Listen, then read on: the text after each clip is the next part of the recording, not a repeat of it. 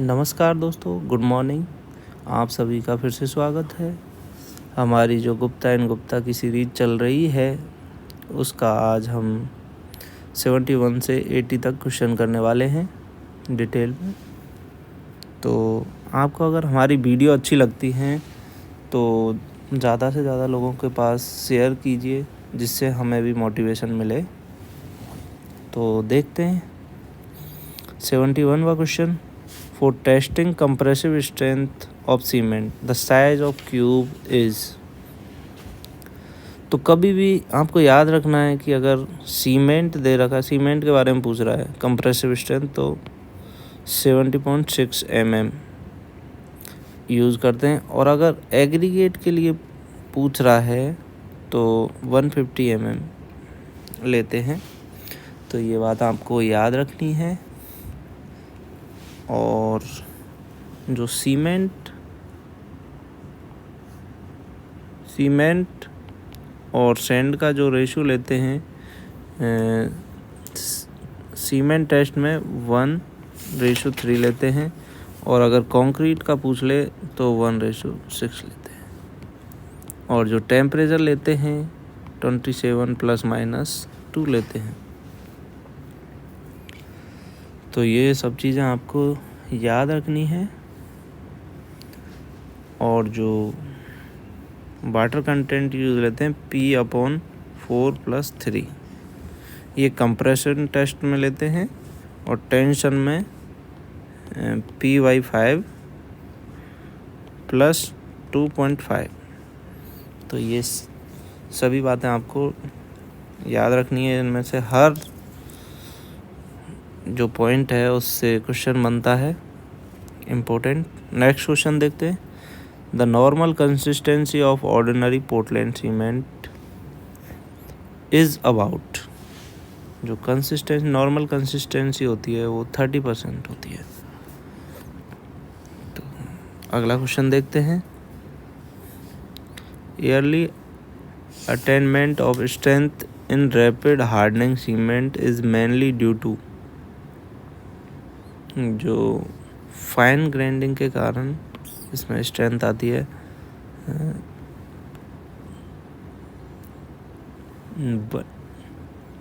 1 day rapid hardening cement की जो strength होती है वो 3 डे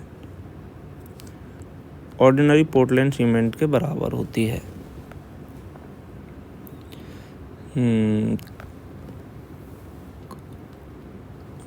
जो कॉस्ट होती है रैपिड हार्डनिंग की वो 10% ज़्यादा होती है OPC से। ये पॉइंट भी आपको याद रखना है।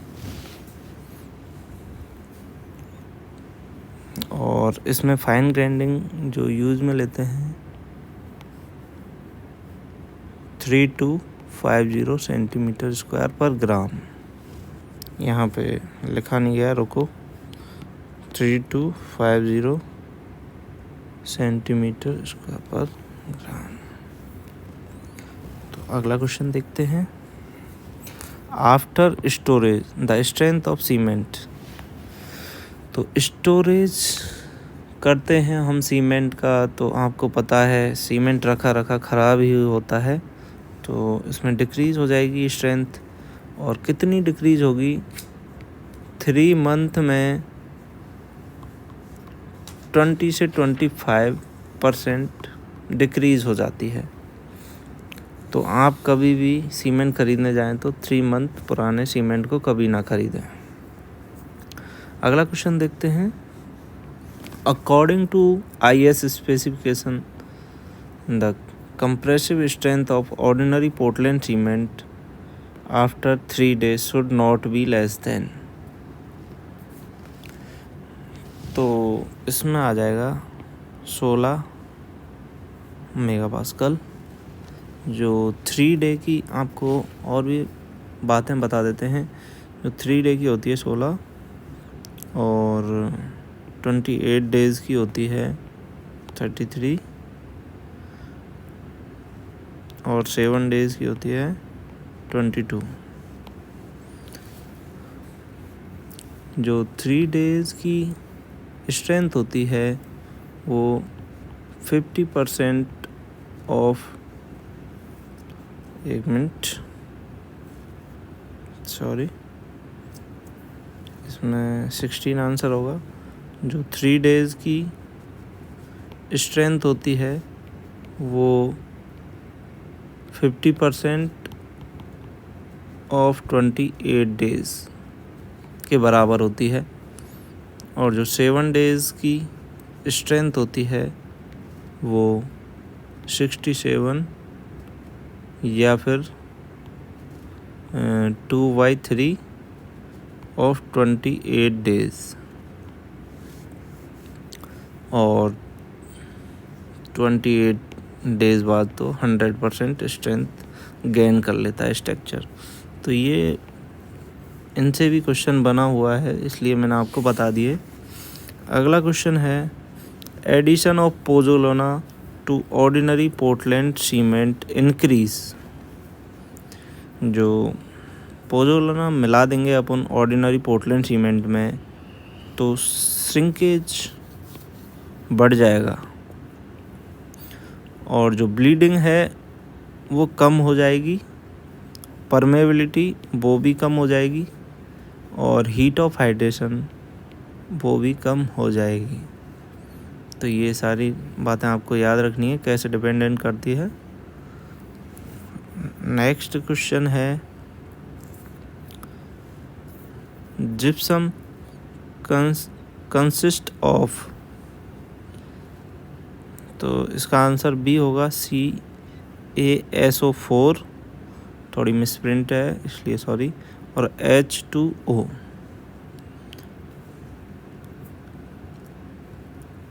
और जो जिप्सम की एक याद रखने वाली बात है, जिप्सम की जो हार्डनेस होती है वो 2 होती है। तो ये भी क्वेश्चन पूछा जाता है। नेक्स्ट क्वेश्चन है for testing of compressive and tensile strength of cement the cement mortar is made by mixing cement and standard sand in the proportion of. ये मैं आपको पहले बता चुका हूँ। जो सीमेंट टेस्ट करते हैं उसमें 1:3 लेते हैं और जो कंक्रीट टेस्ट करते हैं उसमें 1:6 लेते हैं। टेंसाइल स्ट्रेंथ ऑफ सीमेंट 3, जो टेंसाइल स्ट्रेंथ ऑफ सीमेंट होती है वो 3 डेज़ में ग्रेटर देन होती है 2 न्यूटन पर mm² और 7 डेज़ में ग्रेटर देन होती है 2.5 न्यूटन पर mm²। तो ये बातें भी आपको ध्यान रखनी है।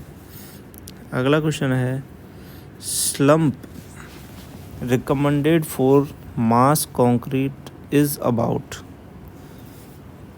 तो मास कंक्रीट में स्लम्प 25 से 50 mm तक होता है मास कंक्रीट। और अगला ऑप्शन देख लेते हैं 50 से 100 स्लैब और बीम में यूज में लिया जाता है। Slab, beam, column. और 100 से 125 जो ट्रेंच फिलिंग के काम में आता है।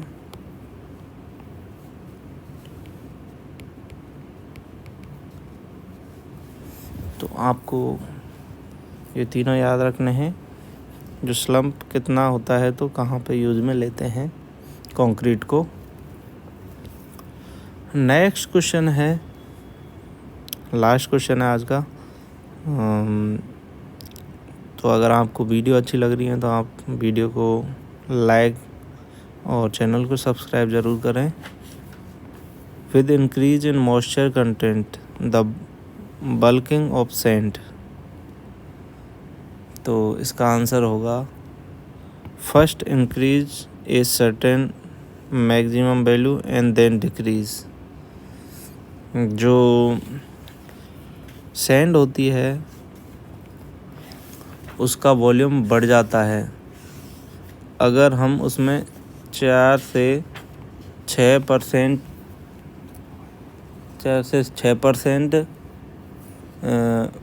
वाटर मिलाएंगे उसके वेट का, तो उसका वॉल्यूम मैक्सिमम होगा। तो जब भी कोई बजरी के जो ट्रॉले होते हैं उनमें लोग बाग गीला करके लाते हैं उसको, ताकि उसका वॉल्यूम ज़्यादा दिखे। तो इसका आपको ध्यान रखना है, कभी भी आप मंगवा रहे हैं तो उस गीली मिट्टी को ना मंगवाएं, गीली सैंड को। तो थैंक यू दोस्तों।